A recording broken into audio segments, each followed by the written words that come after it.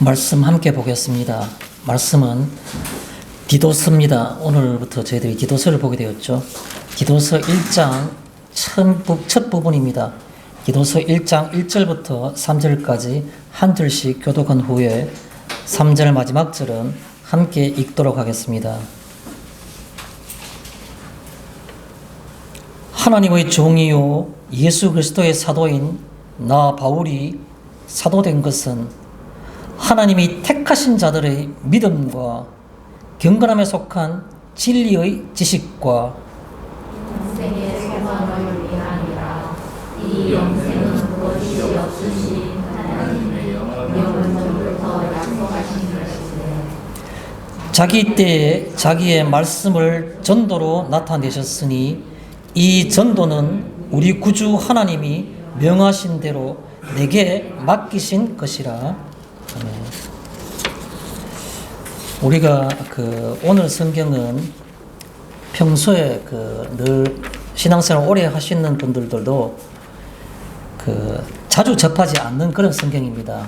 디도서 또 그리고 디도서가 자주 접하지 못했다는 말씀은 또 굉장히 이렇게 잘 입에 익숙한 그런 성경 구절들도 그렇게 보이지 않는 그런 성경이라 이렇게 이유를 찾을 수가 있겠습니다. 오늘은 1절 가운데 있는 말씀, 나 바울이 사도된 것은 이라는 그 표현을 빌려서 바울이 사도된 것은 이라는 제목으로 이 디도서 첫 부분을 함께 살펴보고자 합니다. 바울이 하나님의 뜻과 주님의 어떤 뜻에 따라서 사도가 됐는데 사도가 된 이유가 무엇이냐라는 것입니다. 우리가 얼핏 생각하게 되면 우리가 사도인가? 나하고 상관없는 일이 아닌가? 성경을 살펴보지 않는다 하더라도 짐작하면 대충은 다 짐작할 수 있는 내용들을 이런 생각을 하실 수도 있을 겁니다.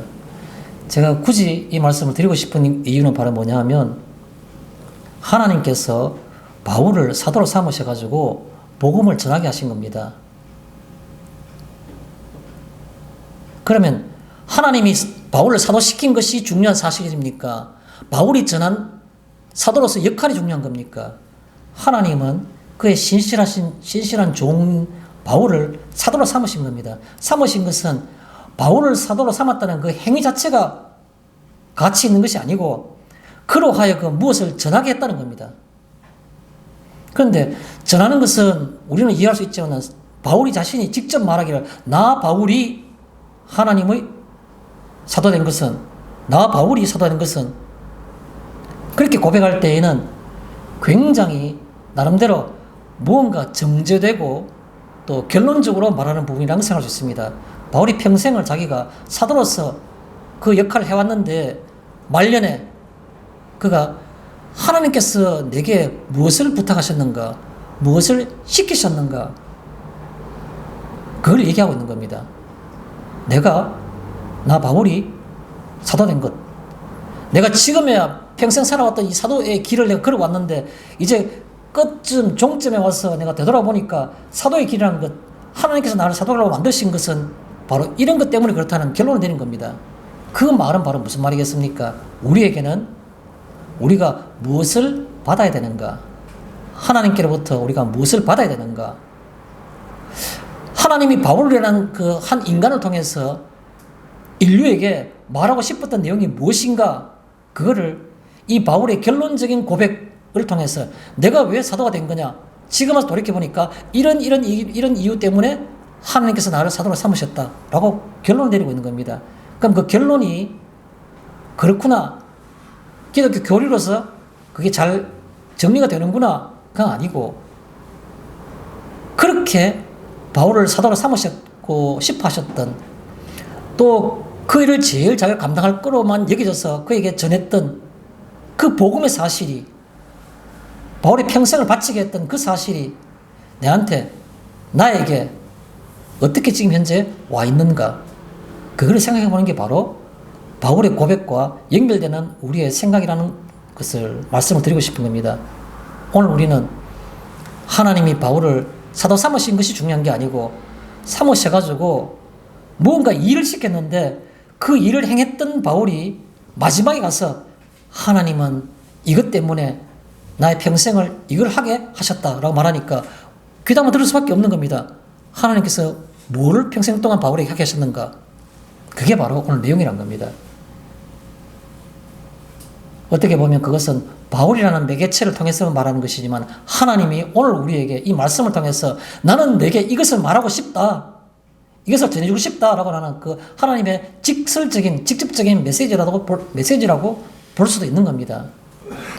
오늘 우리 성경 말씀은 디도서입니다. 디도는 사람 이름이죠. 디도는 바울이 직접 그렇게 표현하는 것처럼 믿음의 아들 디도야 이렇게 표현하고 있는 겁니다. 디모데와 함께 믿음의 아들이라고 표현하는 그 바울의 그 후계 사역자들은 두 명밖에 없는 겁니다. 그런데 디도는 여러 성경적인 것을 쭉 통해서 볼 때 느끼는 어떤 그 뭐랄까요 이미지가 굉장히 강렬합니다. 디도는 반대로 디모데는 굉장히 어려요. 디모데에게 편지를 보낼 때마다 너희가 디모데에게 잘해라. 디모데를 업신이기지 말고 나에게 연수하다가 업신이기지 말고 늘 디모데를 보낼 때마다 바울은 항상 안절부절입니다. 쉽게 말해서 늘 걱정이 돼요. 디모데가 젊으니까 그 억센 이방인들이 막 바울은 복종하지만 디모데에게는 새파랗게 젊은 사람이 뭐 교육자라고 뭐라고 이런 말 할까 해서 늘 마음에 왜 디모데가 아마도 굉장히 어떤 그 성향이 온순하고 그래 착하고 그런 성향인 것 같습니다. 반면에 디도는 굉장히 억세고 거칠은 것 같았어요. 원래 디도는 유대인도 아니고 그래도 디모데는 엄마는 그래도 유대인계열 혈통을 받았지만 디도는 완전히 헬라인입니다. 이방인인 겁니다. 할라도 받지 않았습니다. 성격도 굉장히 좀 대가 아주 세고 뭐 심지어 굳고 의지가 흔들리지 않는 겁니다. 왜 그걸 알 수 있냐니까 디도가 나오는 그 성경들 주로 어디 많이 나오냐 하면 고린도 전서와 후서에 디도 얘기가 많이 나옵니다. 고린도 전서 후서. 또 어디 나오냐면 오늘도 그 디도서에 보면 디도가 지금 현재 어디 있냐니까 그레데 섬에 가 있는 겁니다. 그레데라는 섬, 그 섬에 목회자로서 가 있는 겁니다. 그래서 거기에 목회자로 있는 디도에게 바울이 그 복음의 어떤 그런 진수와 그리고 기독교의 신앙에 대한 어떤 그 핵심을 교리적인 것을 권면하고 그 주변에 있는 사람들 그 그레데 섬에 있는 사람들은 주민들은 그레데라는 것은 성경에서 그레데라 말하고 있고 현대 우리가 지금으로 말하면 크레타 섬입니다. 크레타 섬 지중해에 있는 큰 섬이죠. 지중해에서 네 번째 큰 섬이라는 곳입니다. 그 크레타 섬인데 그 크레타 섬 주민들은 섬 주민들 특히 남부 유럽 사람들 그렇잖아요. 그리스 뭐 그 밑에 남유럽에 있는 그 사람들 대부분 다 그렇잖아요. 게으르고 거짓말 잘하고 모르겠습니다. 제가 이런 말 하는 게 공식적으로 하는 것이 혹은 누가 될지 모르지만 제가 들은 바로는 남부 유럽 사람들이 굉장히 게으르고 거짓말쟁이라는 것은 세계적으로 이렇게 많은 얘기를 하는 겁니다. 그리스인 같다는 것은 그런 이미지를 상징하는 그런 표현들입니다. 특히 그 해안 바다 가운데 있는 섬에서는 오죽했겠습니까? 그러다 보니까 그 억센 사람들의 거짓말 잘하고 걸핏하면 둘러치고 매어치고 이러니까 그 속에서는 디모데를 가면 하루도 못 견딜 겁니다. 아마. 거기다 누굴 보내냐니까 바로 디도를 보낸 겁니다. 딱 맞는 사람을 보낸 겁니다. 그래서 디도를 그걸 보냈다는 그 크레타 섬에 있는 디도에게 바울이 편지에 있는 목회를 위해서 편지에 있는 글이 바로 디도서라는 겁니다. 디도서는 짧은 성경으로 되어 있는데 시기는 언제쯤 되느냐? 제가 아까 말씀을 드렸죠. 이 디도서를 공부할 때 바울이 마지막으로 자기가 사역자의 길을 가면서 마지막을 정리했는 것이 내가 왜 하나님이 나를 왜 사도로 만드셨을까? 라는 생각했다는 말은 그가 사역 말기라고 그랬는데 지난주까지 우리가 공부했던 디모데 후서가 바로 바울의 마지막 성경입니다. 마지막 편지글이죠. 그러면 이 디도서는 많은 성경학자들이 디모데 후서 바로 앞에 끝에서 두 번째 쓴 성경일 것이라 이렇게 다 추측하고 있는 겁니다. 디도서를 우리가 연대가 얼마냐 물으면 물론 사람마다 학자들마다 연대가 많이 다르기 때문에 기준으로 볼 때 디모데 후서를 67년 정도에 기록했다고 우리 본다 그러면 디도서는 바로 앞에 AD 66년경에 기록했을 것이라고 생각하는 겁니다. 거의 말년인 겁니다. 거의 디모데 후서와 뭐 두 개 독특하게 말년에 보냈던 디도서에 보냈던 그 성경인 겁니다. 그래서 바울의 고백 하나하나가 디모데 후서만큼은 아니지만 그러나 그의 거의 보용할 정도로 그의 말년에 그의 삶을 정리하는 그런 관점에서 나온 성경 말씀이다 라는 것이 우리가 디도서의 특징이란 겁니다. 디도는 바울이 얼마나 아꼈던지 그가 그 디도를 다니고 다닐 때 어디 다녔냐면 바울이 3차 전도를 마치고 예루살렘에 갔을 때 그것도 막 배편에 6월절 전에 가기 위해서 배편을 마쳐 막 급하게 갈 때 그때 많은 사람들이 같이 가지 못했는데 불구하고 그때에도 디도를 데려가는 겁니다. 예루살렘까지 디도를 데려갔었습니다. 그런 다음에 제가 조금 전에 말씀드렸지만 고린도 전서와 고린도 후서에 디도 얘기가 많이 나온다 그랬는데 거기 보면 고린도는 어떤 도시입니까? 엄난한 도시입니다. 말도 못하게 엄한 도시입니다. 아마 성경서에 나오는 이 바울 서신 가운데 나오는 여러 개의 도시들 가운데 뭐 아시아 지방에 있는 에베소나 뭐 이런 것들 또 마게도니아 지역에 있는 다른 뭐 빌립보라나 뭐 베레아라나 수많은 심지어 저 남쪽에 있는 뭐 여러 가지 어떤 그런 곳들 다 통틀어도 비교가 안 될 정도 압도적으로 엄난한 도시가 바로 고린도입니다. 엄단하다 보니까 자기 변명하고 합리화시키고 억세고 교회 내에도 수많은 사람들이 다 똑같이 엄난하니까 교회 내에도 상당수가 그걸 그냥 방치하고 그냥 인정해주고 이런 시기에 그걸 가서 다 뒤집어엎고 예수님 마치 성전을 깨끗하게 하기 위해서 장사하는 사람들이 돈 바꾼 사람들이 상을 엎으시듯이 그 고린도에 있는 교회가 엄난한 걸 다 물들어 있고 전혀 제대로 된 어떤 그 목회가 안 될 때 거기 가서 그 보냈던 그걸 다시 원래대로 다시 되돌릴 수 있는 그 정도의 강력한 이미지를 가진 사람이 바로 디도였습니다. 그래서 고린도 전서와 고린도 후서 이 두 개의 성경은 고린도에 보낸 바울의 편지글인데 이 두 개의 성경을 누가 가지고 가서 전달했겠느냐?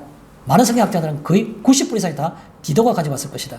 그래서 항상 고린도 전서나 고린도 후서면 디도가 가지고 온 디도를 너희에게 보내노니 이런 말 늘 나오거든요. 그 말은 그 고린도 교회에 가서 교회를 정화시키고 바르게 잡는 것은 다른 사람이 할 만한 사람이 없는 겁니다. 그게 바로 바울이 디도를 보낸 겁니다. 그래서 고린도 전서 후서에 이 디도가 많이 나온다는 말, 등장한다는 말이죠. 들어가겠습니다. 본문은 제가 빠르게 한번 쭉 읽어보겠습니다. 하나님의 종이요 예수 그리스도의 사도인 나 바울이. 바울은 그냥 주님이 그가 다메섹 도성에서 밝은 빛 가운데 만났으므로 자기가 사도로 되는 것은 네가 가서 성 안에 들어가면은 아나니아라는 사람이 늘 기다리고 있는데 그에게 찾아가라 했는데 그럼 예수님을 통해서 자기가 사도 되는 어떤 계기가 됐다고 볼 수 있는데 불구하고 바울이 평생 동안 이 복음을 전가하는 사역자 사도의 역할을 하고 난 다음에 말년에 느껴보니까 예수님이 하신 것이 물론 직접적인 거지만 그러나 그 가운데에는 하나님이 자신을 종으로 삼았다는 겁니다. 천지를 지으신 그 창조주 주인이신 그분이 자신을 종으로 삼아서 일을 시켰다는 생각이 강하게 사로잡은 겁니다. 그래서 직접적인 것은 예수 그리스도로부터 사도로 임명을 받았지만 그냥 하나님이 자신에게 일을 시켰다는 생각이 들어서 하나님의 종이요 예수 그리스도의 사도인 나 바울이 사도된 것은 지금부터 나온 결론입니다. 내가 평생 동안 사도직을 했는데 하나님이 나를 통해서 사도했을 때 무슨 일을 시켰을까? 그걸 정리한 겁니다. 세 가지가 나옵니다. 첫째는 하나님이 택하신 자들의 믿음과 하나님이 수없는 많은 피조물들 가운데 우리와 같이 택하신 사람들, 청함을 입은 사람은 많지만 택함을 입은 사람은 심히 적다고 말했는데 그 택함을 입은 사람, 그 택함을 입은 사람들의 믿음을 위해서 자신을 사도로 삼았다는 겁니다. 택하신 자들의 믿음에 대해서 하나님은 관심이 있고 바울로 하여금 그것을 위해서 사도로 삼았던 거죠. 두 번째가 있습니다. 경건함에 속한 진리의 지식과 진리의 지식은 그 성격이 경건함이라는 성격이 있는데 그 속에서 진리의 지식, 진리가 바로 뭡니까? 예수 그리스도가 바로 진리인 겁니다. 예수 그리스도에 대한 지식을 전하기 위해서 바울이 가는 곳마다 예루살렘 성전에 가서 수많은 사람들이 그를 붙들고 잡아가서 죽이려고 할 때에도 제일 먼저 한 게 뭡니까? 내가 그때 다메섹으로 갈 때 대제사장의 공문을 받아 갈 때 그때 저곳쯤 되는데 밝은 빛이 있어서 비치는데 제가 놀라서 쓰러지니까 주여 니시에니까 그러니까 바울아 나는 네가 핍박하는 예수라 그 말씀부터 바울이 전가하기 시작했는 겁니다. 무슨 말입니까? 진리에 대한 지식. 바울은 제일 먼저 가장 많은 대중 앞에서 죽을 그런 상황 속에서 가장 절갑한 순간 속에서 뭘 가장 먼저 말했나? 진리에 대한 지식을 말한 겁니다.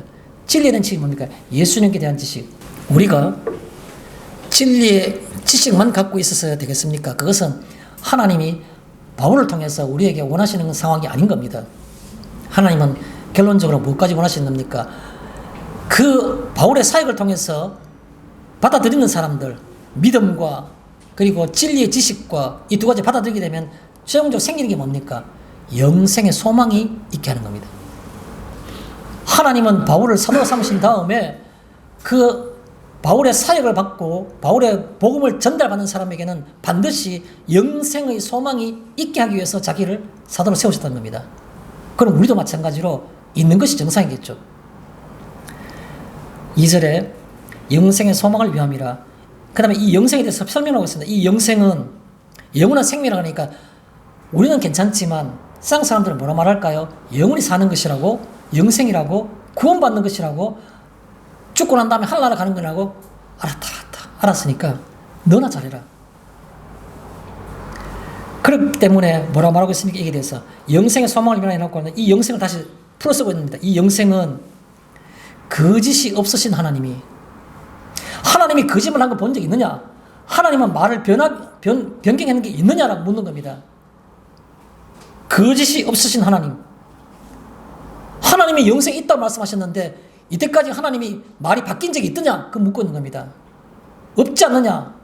그래서 거짓이 없으신 하나님이 그렇게 말씀하셨다는 겁니다. 영생이 있다고. 내가 안 믿기진다고 그것이 진리가 아니라고 말할 수 없는 겁니다. 내가 인생의 경험상 내 지식이, 내 속에 있는 이성적인 합리성이, 내 상식이 이것이 받아들이기 힘들다고 그것이 진리가 아니라고 말할 수는 없다는 겁니다. 그래서 하나님이 이때까지 한 번도 거짓말하기 없는데 하나님 그렇게 말씀하셨다. 그게 바로 영생에 대한 시각이고 우리 입장이라는 겁니다. 거짓이 없으신 하나님이 영원 전부터 약속하신 것인데, 영원 전이라는 것은 뭡니까?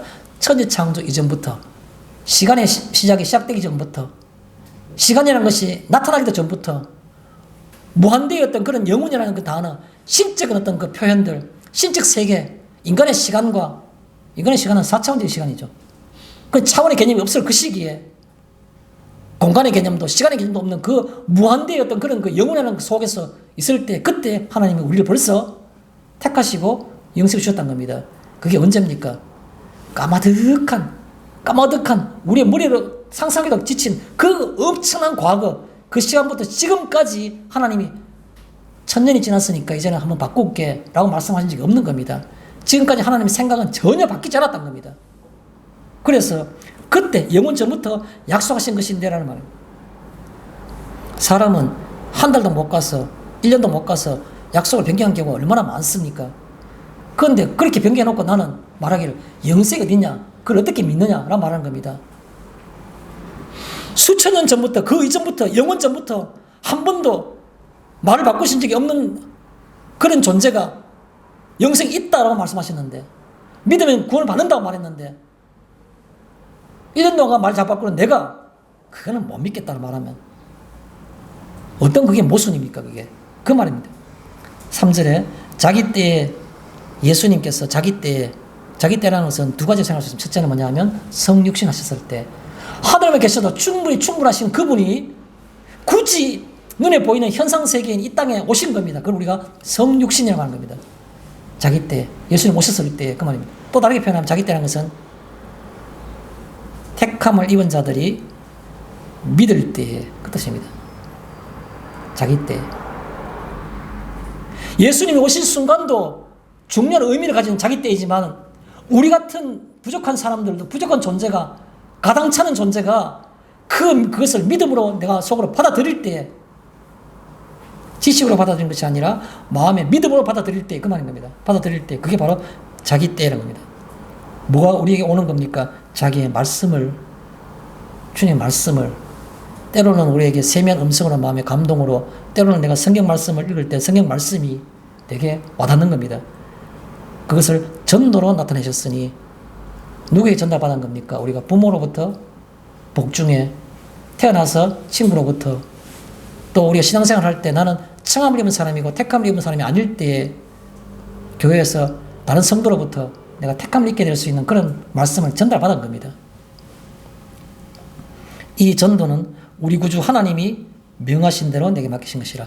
지금까지 말한 이거 전부 다는 우연이 된 것이 아니고 하나님이 구체적인 계획 속에서 내게 명령하신 것이라고, 명하신 것이라고. 하나님이 명령했으니까 가치 있는 것이라고 그 말하고 있는 겁니다. 말하고 있는 택하신 자들의 믿음, 그 다음에 진리의 지식, 영생의 소망, 이것은 내가 잘 정리해서 머릿속에 상상해서 잘 구성해놓은 기독교 교리가 아니라 하나님이 내게 그렇게 하라고 명령하신 내용이라는 겁니다. 명령하신 내용. 우리가 오늘 이 명령을 받는 것이 이 예배에서 하나님의 음성을 듣는 것이라 그렇게 저는 생각하고 싶습니다. 질문을 드리겠습니다. 내게 들려진 복음은 내가 평생을 살아오면서 짧게는 몇 년, 길게는 수십 년을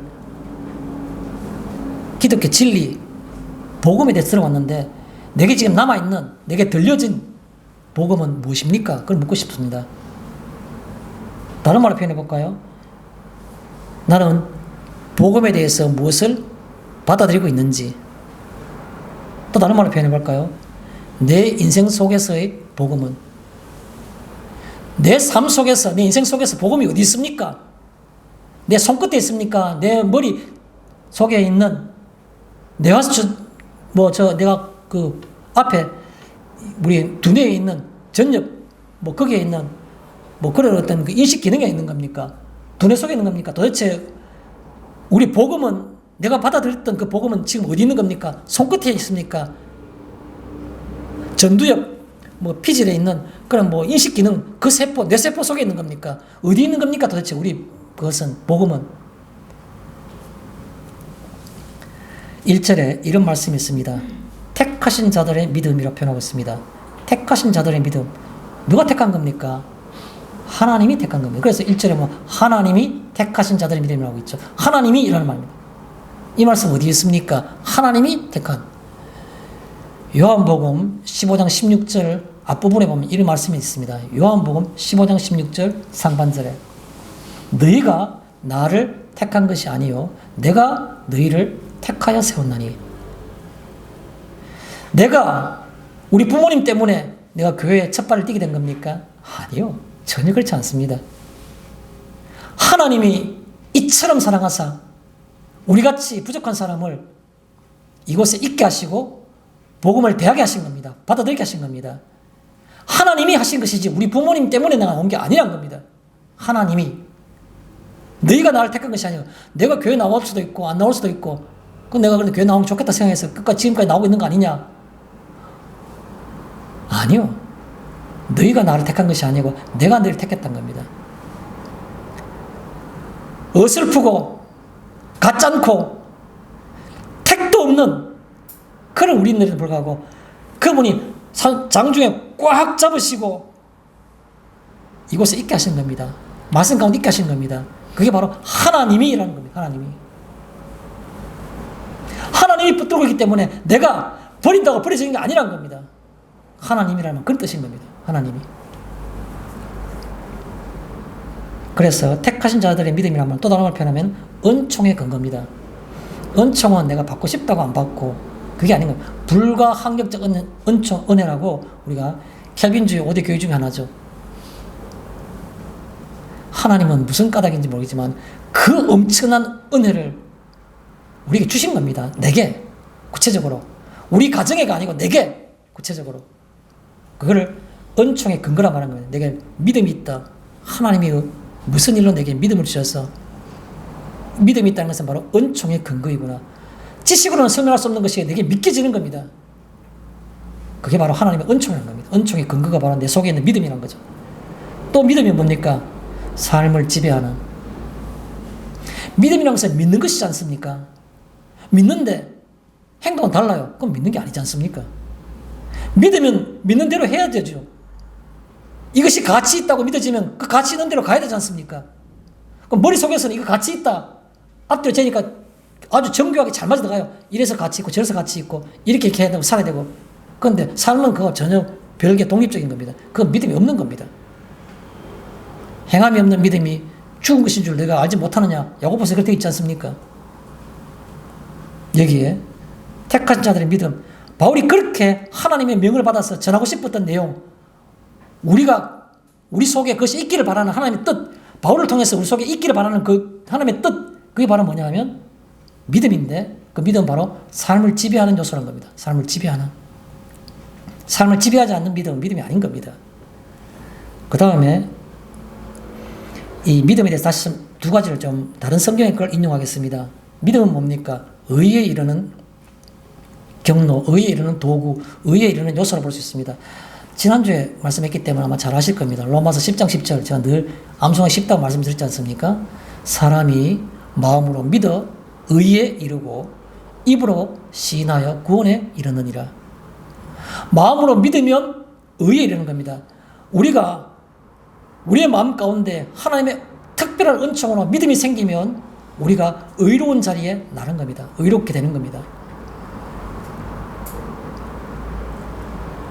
입으로 추한 말을 하고 험한 독한 말을 하고 행동이 다른 사람들에게 눈살 찌푸리게 한다 할지라도 그러나 우리 속에 믿음이 있으면 그것이 내게 아픔이 되고 상한 심령이 되어가지고 다시 한번 하나님 앞에 용서를 구하고 싶은 생각이 생기는 겁니다.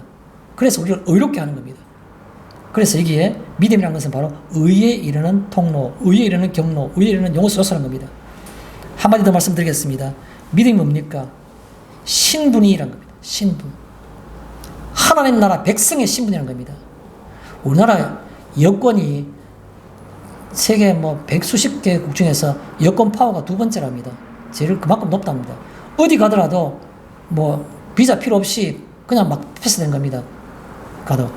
유럽에 같은 데 날아가면 한국 남자하고 결혼했는 유럽 여인들, 러시아나, 그렇지 않으면 그 중앙아시아에 있는 우즈베키스탄이나 이런 사람들, 이런 분들하고 이쪽에 있는 여성분이 한국 남자하고 결혼해가지고 국제 결혼했는데 유럽에 이렇게 가게 되면 한국 여권을 툭 내밀면 길어봤자 30초, 보통 10초만 통과한답니다. 무조건 통과. 그런데 같은 유럽인데도 불구하고 한국이 아닌 아내가 쭉 내미는 여권은 유럽 여권이 되어 있으면 그거는 보통 길면은 5분씩, 10분씩 붙들고 있답니다. 온갖 거 다 묻답니다.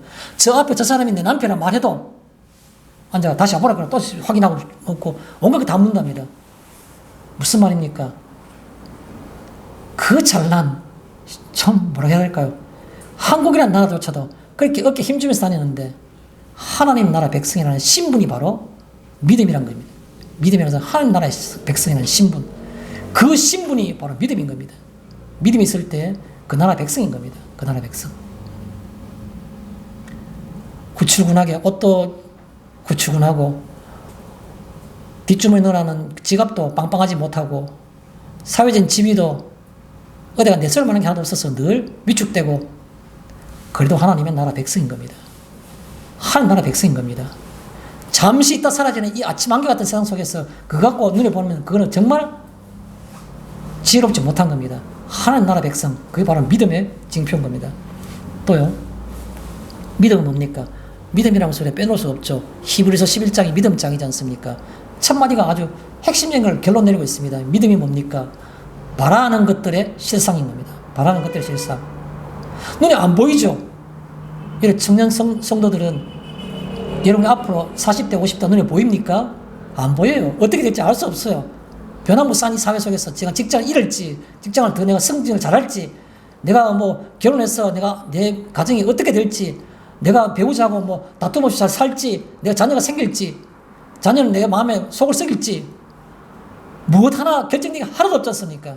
아무것도 없어요. 그런데요, 믿음 뭐라 그랬습니까? 바라는 것이 실제로 되는 것이라고.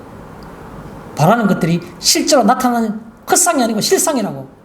그게 믿음이라고. 하나님 나라 백성은 믿음이 가지고 하나님 나라 백성이 있는데 내가 그 믿음을 가지고 있으면 내가 바라는 것들이 하나님 뜻에 따라서 일치될 때마다 어떤 것이든 간에 산을 옮기만한 믿음이라고 했지 않습니까? 무엇이든 간에 개작시만한 믿음이 있더라도 내가 바라는 것들이 그대로 이루어지는 것들, 그게 바로 믿음이란 겁니다. 또 하나는요, 믿음이 뭡니까? 하나님의 관심과 관여의 대상인 겁니다. 하나님은 누구를 바라볼까요? 하나님은 그 하늘에 계신 하나님께서 뭐하고 계실까 도대체? 늘. 물론 여러 가지로 표현할 수 있지만 저는 이렇게 표현하고 싶습니다. 하나님은 믿음을 바라보고 계신다. 그렇게 말씀을 드리고 싶어요. 저기 믿음이 있네. 눈을 뗄 수가 없는 겁니다. 그게 관심과 관여가 있는 겁니다. 관여란 말이 조금 못하면 주관이라 말합시다. 하나님은 믿음을 바라보신다. 그 말은 그 믿음 있는 그곳에 그 사람에게 관심이 있고 주관하시는 겁니다. 하나님의 뜻을 따라서 그를 이끌어가고 싶어 하시는 겁니다. 관심과 주관, 관여, 그 삶의 개입, 이게 바로 믿음이란 겁니다.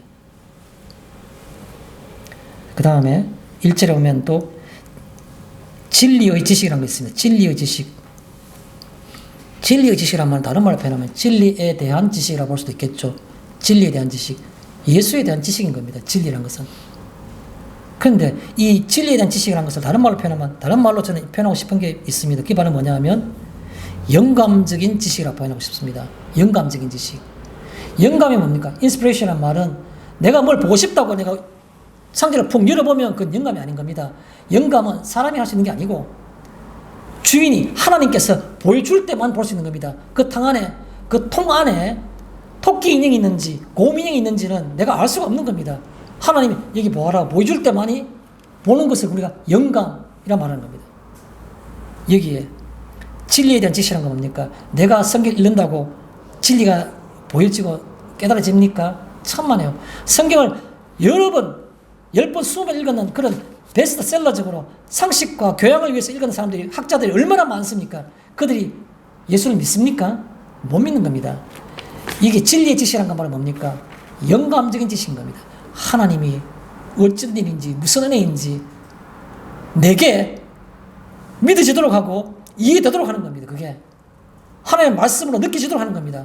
그걸 가리켜서 영감적인 지식이라고 하는 겁니다. 똑같은 활자로 된 이 인쇄된 이 글자들이 어떤 이에게는 그냥 문자로만 느껴지지만 어떤 이에게는 하나님의 말씀과 하나님의 음성으로 느껴지고 받아지게 되는 겁니다. 그걸 영감적 지식이라고 하는 겁니다. 그 영감은 어떻게 받는 겁니까? 믿음이 있는 사람에게만 받는 겁니다. 믿음이 있는 사람에게만. 믿음이 없는 사람은 영감을 받을 수가 없는 겁니다. 왜요? 하나님의 관심이 없기 때문에 그런 겁니다.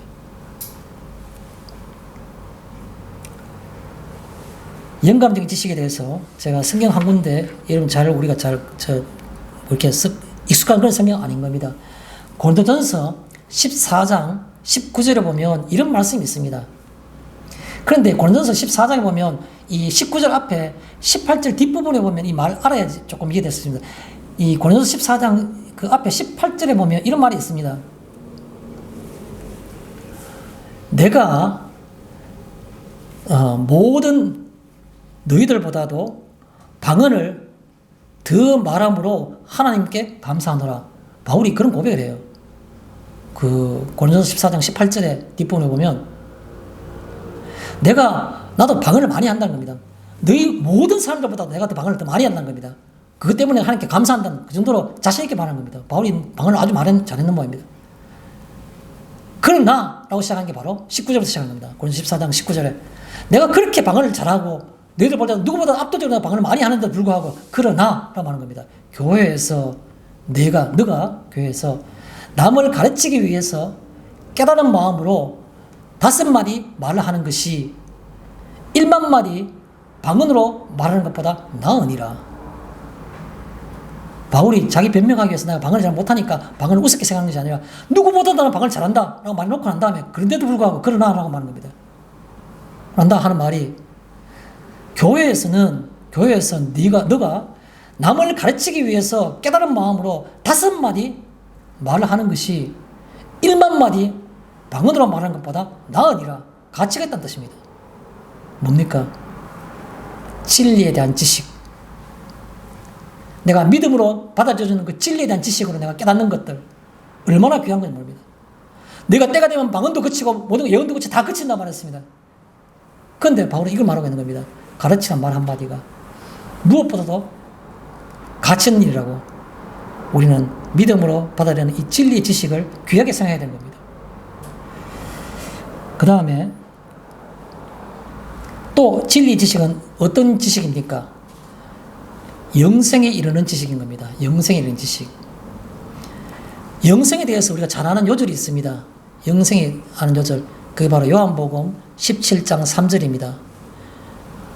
희한하게 영생에 대해 정의를 내리고 있습니다. 영생은 뭐라고 말하고 있습니까? 영생은 곧 유일하신 참 하나님과 그가 보내신 자 예수 그리스도를 아는 것이니이다. 예수님이 마지막 날 밤에 마지막 만찬과 마지막 설교를 하고 난 다음에 마지막 하나님 향해서 이 제자들을 위해서 기도하는 기도문 가운데 나오는 말씀이 요한복음 17장은 마지막 기도문입니다. 예수님이 이 땅에서의 마지막 기도문. 물론 겟세마네 동산에서 십자가에 대해서 기도하시는 분도 있지만 그러나 제자들을 통해서 대중기도, 통성 전적인 기도에서 한 것은 바로 이게 마지막 기도라고 볼 수 있죠. 17장이. 영생이 뭡니까? 아는 것입니다. 아는 것. 뭘 아는 겁니까? 유일하신 참 하나님. 유일하시면서 참된 하나님과 그가 예수를 보내셨다는 것. 이 사실을 아는 것이 영생이라는 겁니다. 이 아는 건 뭡니까? 지식적으로 아는 거겠습니까? 마음으로 받아들이는 거겠습니까? 마음으로 받아들이는 암, 참된 암을 얘기하는 겁니다. 여기서. 그래서 진리 지식은 영생에 이르는 것이 되는 겁니다. 자, 진리 지식은 성경이 표현하기 1절에 뭐라고 표현하고 있습니까? 경건함에 속한이라고 말했죠. 경건함에 속한. 경건함은 어디서 나오는 겁니까? 경건함은 내가 의지를 강하게 하고 늘 생각함으로 경건해지는 겁니까? 아니요. 전혀 그렇지 않습니다. 그렇게 되면 외식주의가 될 수도 있고 율법주의가 될 수도 있는 겁니다. 경건함은 어디서 나온 겁니까? 바른 암에서 나온 겁니다. 바른 암. 뭐를 바르게 안다는 겁니까? 바른 암이란 것은 근원과 실체를 아는 겁니다. 내가 어디서부터 왔고 세상에 어디서부터 왔고 내가 지금 처해 있는 이 상황은 어떤 상황이라는 거 현재에 있는 실체, 내가 상황의 실체, 하나님은 지금 어디 계시고 주님은 내게 어떤 상태이고 나는 지금 어떤 상태이냐는 이 실체, 근원과 실체에 대한 지식, 그게 바로 바른 암인 겁니다. 바른 암. 경건함에 속한이라, 경건함 어디서 나온 건가? 바른 암 속에서 나온 겁니다. 바르게 알면 어떤 것이 따라올까요? 이거는 뭐 성경에 나온 것은 아니지만 제가 그냥 혼자 한번 생각해 봤습니다. 바른 암이라는 것은 어떤 경건함 속에서 나오는 바른 암이라는 것은 어떤 것이 따라올까? 정말 내가 바른 암이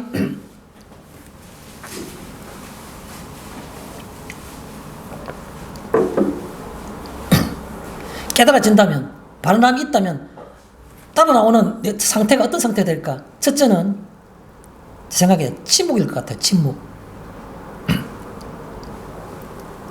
내가 생각했던 것들이 내가 알고 있던 세계가 완전히 뒤바뀌어가지고 내가 알던 세계가 전혀 아니고 새로운 세계가 말도 못할 180도 바뀐 세계가 새로운 세계에 있다 그럴 때 무슨 할 말이 있겠습니까? 멀쩡한 아들이 갑자기 죽어버렸어요. 나는 할 말이 없대. 180도 바뀌는 이 현실적인 상황 속에서 180도 바뀐 세상 속에서 기존에 알고 있던 모든 어떤 상황들이 완전히 다 없어진 상태 속에서 아들 하나만 보고 있었는데 아들이 갑자기 죽어버린 겁니다. 나는 할 말이 없다. 무슨 말 하겠노? 침묵인 겁니다. 경건함이 뭡니까? 근원과 현재 상황인 실체에 대해서 내가 바르게 깨달아 있는 겁니다. 바른 암. 그 바른 암은 첫째는 아마도 침묵일 것 같아요. 두 번째 뭡니까? 환희. 무한한 기쁨. 내가 하나님과 천지 주인이신 하나님과 관계가 있다는 겁니다. 그가 나를 이처럼 사랑하셨다는 겁니다. 너는 내가 무엇이 구하라. 너희 아버지가 악할지라도 자식에게 좋은 거 줄 줄 알거든. 하물며 하늘에 계신 아버지께서 너에게 좋은 거 줄 줄 않겠느냐. 가슴이 터지는 겁니다. 이게 환인 겁니다. 환희. 그런데요. 또 다른 게 있습니다. 바른 암, 근원과 실체에 대해서 알게 되면 그 다음 나온 게 어떤 것이 있을까? 한번 생각해 봤어요. 해보니까 소망인 겁니다. 소망. 그런데도 나는 초라해요. 이 세상 살아가니 나를 보니까 너무 초라해요. 그런데요. 내 안에 있는 믿음을 통해서 내가 그 바른 암을 깨닫고 나니까 뭐가 생기는 겁니까? 여기는 내 고향이 아니지. 이건 내 본 바탕이 아니지. 생각되는 겁니다. 그 나라가 뚜렷이 보기 시작하는 겁니다. 그 나라가. 내 것으로 느껴지기 시작하는 겁니다. 그게 소망인 겁니다. 침묵과 환희와 소망이 내가 볼 때 이것이 근원과 실체를 아는 바른 알면서 나올 수 있는 우리의 상태가 아닌가 이런 생각을 해보기도 합니다. 그러면 경건함에 속했다는 것은 바른 알만 있는가요? 아니요. 경건함에 속했다는 말은 바로 그 속에서 나오는 바른 반응도 있는 겁니다. 알미 있으면 그 알미에 대해서 나도 모르게 내 몸이 반응하는 겁니다. 내 생각이 반응하는 겁니다. 내 가치관이 반응하는 겁니다. 바른 반응, 리스폰스, 그게 바로 경건함이라고 볼 수 있는 겁니다. 바른 반응.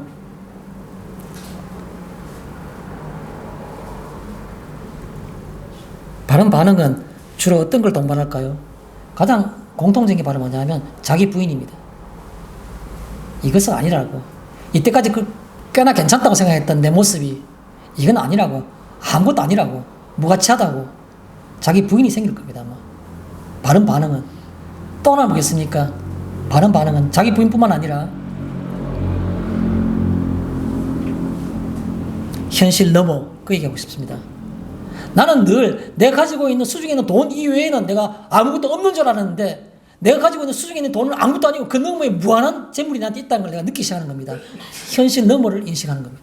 현실 너머 인식. 나는 내 능력이 이거밖에 안 된다고 생각했는데 나는 내가 갖고 있는 재산을 갖고는 절대로 결혼하면 안 된다고 생각했는데 결혼해도 돼요. 돈이 하나도 없는데도 결혼하면 돼요. 나는 내 월급 가지고는 아예 못 키운다고 생각했는데 아예 둘만 키워야 된다고 생각했는데 셋 키워도 괜찮아요. 제 동영상을 보시는 분들이 거기 해당되는 분이 있어서 좀 조심스럽습니다. 제가 잘 아는 분은 제가 아끼는 그런 근데 뭐 후배랄까요?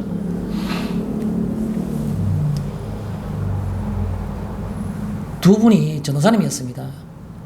전도사님 교회에서 생활비 월 100만 원 못 받습니다. 근데 그거 가지고 아이 3명 키우면서 삽니다. 잘 키우고 삽니다. 아주 이쁘게 키웁니다. 저 너머에 있는 걸 보십시오. 저 너머에 있는 것을. 썩어지가는 세상의 논리 가운데 살지 마시고 걱정 가운데 살지 마시고 세상 논리 가운데 살지 마시고 저 너머를 현실 너머에 있는 걸 보시는 것이 바로 그게 바른 반응인 겁니다. 내가 바른 알미 있는데 늘 생각하는 것은 세상의 논리와 세상 이치밖에 못 보는 겁니다. 그거는 바른 반응이 아닌 겁니다. 바른 알미 아닌 겁니다. 나쁜 정치인들이 기존에 있는 기존 정치인을 욕하기 위해서 이 세상은 최악의 세상이다. 정치를 바꿔야 돼. 세상을 바꿔야 되는 논리여서 헬 조선이라 말합니다.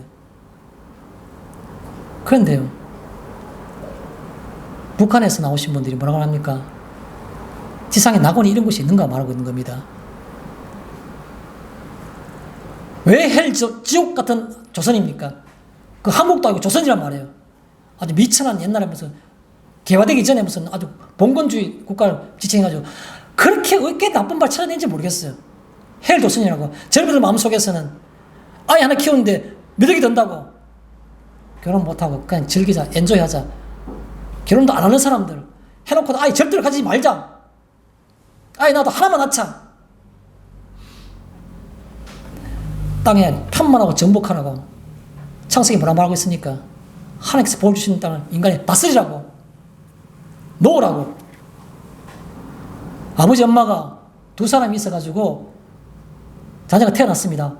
아버지 한 명이 자식이 태어날 수 있습니까? 두 명이 한 명 태어났어요. 그러면 어떻게 돼요? 그게 창조 섭리에 맞는 겁니까? 정복하고 편만하라 그러는데 그게 맞는 겁니까?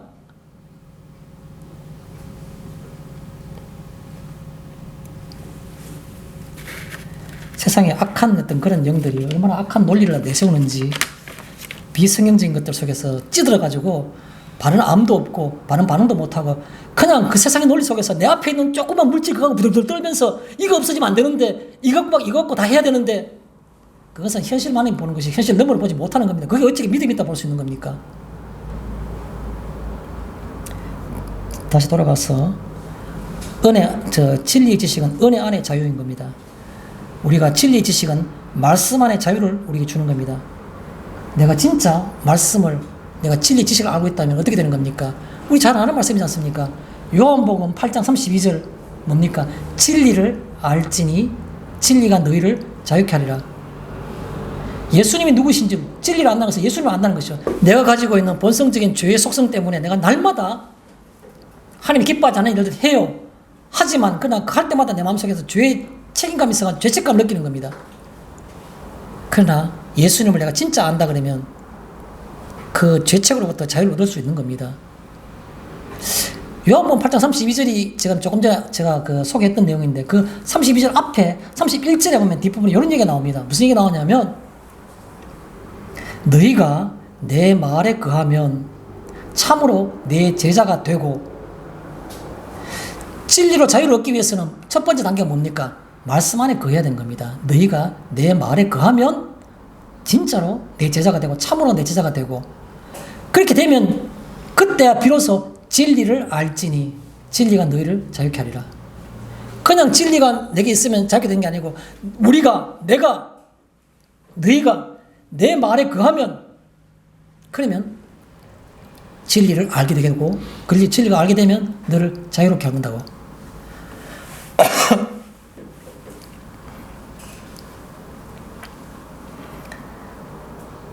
2절에 영생의 소망에 대해서 말씀드리겠습니다. 영생의 소망이 뭡니까? 영생의 소망은 아까 말한 것처럼 믿음과 진리의 동반자입니다. 믿음과 진리의 동반자. 믿음과 진리에 대한 지식, 믿음과 진리에 대한 지식이 있다면 당연히 동반되어야 될 것이 바로 요소가 바로 영생의 소망인 겁니다. 영생의 소망은 내가 간절히 기도한다고 되는 것이 아니고 믿음과 그리고 진리에 대한 지식, 예수님에 대한 지식이 있으면 자연적으로 내가 구하지 않더라도 따라오는 것이 바로 영생의 소망인 겁니다. 안 나올 수가 없는 겁니다, 그게.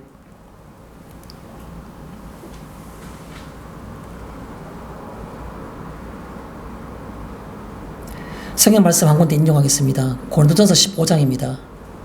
고린도전서 15장은 우리가 잘 아는 것처럼 부활장이라 말하죠. 부활장. 죽음과 부활에 대해서 바울이 아주 강력하게 설교한 고린도전서 15장입니다. 고린도전서 15장 19절입니다. 그게 이런 말씀이 있습니다. 만일 그리스도 안에서 우리가 바라는 것이 다만 이 세상의 삶뿐이면 모든 사람 가운데 우리가 가장 부족한 자리라. 그러니까 그런 말씀이 있죠. 더욱 부족한 자리라. 불쌍한 자리라. 더욱 불쌍한 자리라 하는 말은 무슨 말입니까? 가장 불쌍한 사람이라는 겁니다. 가장 불쌍한 사람. 뭡니까? 우리가 그리스도 안에 있다고, 믿음이 있다고 말하면서 그런데도 불구하고 자세히 살펴보니까 다만 우리가 바라는 것이 이 세상의 삶뿐이에요. 내 자식이 얼마나 출세해야 되는지, 내 자식이 얼마나 잘 살아야 되는지, 이 세상의 삶뿐이면, 이 세상의 가치관밖에 없으면 모든 사람 가운데, 세상을 즐기며 살아가는 대부분의 사람들 가운데 우리는 더욱 불쌍한 자리라. 세상도 즐기지 못하고 영생도 없고 무슨 이익이 있습니까? 그 말하고 있는 겁니다. 2절에 하나님의 약속이, 하나님 약속 언제부터입니까? 영원 전부터 변함이 없는 겁니다. 그리고 확실한 겁니다. 천지창조가 그 옛날, 그 오랜 시간이 시작되는 그 시간부터가 천지창조인데 그 이 시간부터 지금까지 하나님은 변함이 없는 겁니다. 그걸 우리가 미쁘다 말하는 거예요. 미쁘다. 변함이 없다는 거다. 변화하지 않는다는 겁니다. 하나님의 약속은 미쁘신 겁니다. 변함이 없는 겁니다. 영원 전부터라는 말은 그 말인 겁니다. 또요, 한 가지 더 말씀드리겠습니다. 하나님의 약속은 어떤 겁니까? 하나님적인 겁니다. 하나님적인 것. 인간적인 그의 어떤 대조되는 표현으로 하나님적인이라는 말을 표현하고 싶습니다. 하나님적인 겁니까? 스케일이 달라요. 앞으로 우리 10년 동안 절대로 손가락 긁고 변치 말자. 우리 죽을 때까지 변치 말자. 안 변합니까? 성경 위에 손 얹고 결혼 서약한 사람들도 스스로 몇 년 못 가가지고 이혼 청구하는 겁니다. 그냥 말로 우리가 탑불 될 때까지 변치 말자가 아니고 성경 위에 손 얹고 그렇게 서약한 사람도 몇 년 못 가가지고 스스로 이혼 청구하는 겁니다. 법원에. 그런데요, 하나님은요, 몇 년이 아니고 영원 전부터 지금까지 한 번도 변함이 없는 미쁘신 하나님인 겁니다. 하나님이 영원 전부터. 그게 하나님의 약속인 겁니다. 인간의 스케일하고 달라요. 인간적인 것이 아니라 하나님적인, 하나님 스케일의, 하나님만이 할 수 있는 그런 말이 바로 하나님적인. 하나님의 약속은 하나님적인 겁니다. 인간적인 것이 아니고. 마지막으로 3절에 전도로 나타내셨으니, 전도 언제 나타나신 겁니까? 자기 때, 아까 말씀드렸죠? 예수님이 이 땅에 오셨을 때, 그때가 바로 자기 때입니다. 성육신함으로, 혹은 우리가 믿음으로 받아들일 때, 그게 바로 자기 때가 된 겁니다. 자기의 말씀이란 말은 무슨 말입니까? 말씀, 혹은 내가 보는 말씀들, 그렇지 않으면 주변에서 같은 성도들이 내게 전해주는 증언들 이런 것들이 자기 말씀이 될 수 있는 겁니다. 이 전도는 바울이 평생 동안 했는 이 전도라 말하고 있죠. 이 전도를 말할 때 우리가 뭘 생각해야 될까요? 내게 임한 복음은 그 생각하셔야 되는 겁니다. 바울은 그렇게 평생을 전도를 했는데 나는 나한테 남아있는 마음에 남아있는 게 하나도 없어요. 그럼 바울의 전도가 허무하잖아요. 이방인은 우리에게 바울은 이방인의 사도라 말했는데 그 다음에 전도를 나타내셨으니 하는 것은 바울에게만 한정되는 말일까요? 우리에게도 해당되는 말일까요? 우리에게도 해당되는 말인 겁니다. 예수님이 죽었다가 부활하신 다음에 40일 동안 여러 제자를 보이시고 난 다음에 마지막으로 성천하셨죠. 성천하실 때 그때 모여있는 모든 제자를 향해서 마지막으로 당부했는 유언이랄까요? 마지막 명령이랄까요? 마태복음 28장 19절과 20절에 무슨 말라고 합니까? 그러므로 너희는 가서 모든 민족으로 제자를 삼아 아버지와 아들과 아들의 이름으로 세례를 베풀고 내가 너희에게 분부한 모든 것을 가르쳐 지키게 하라.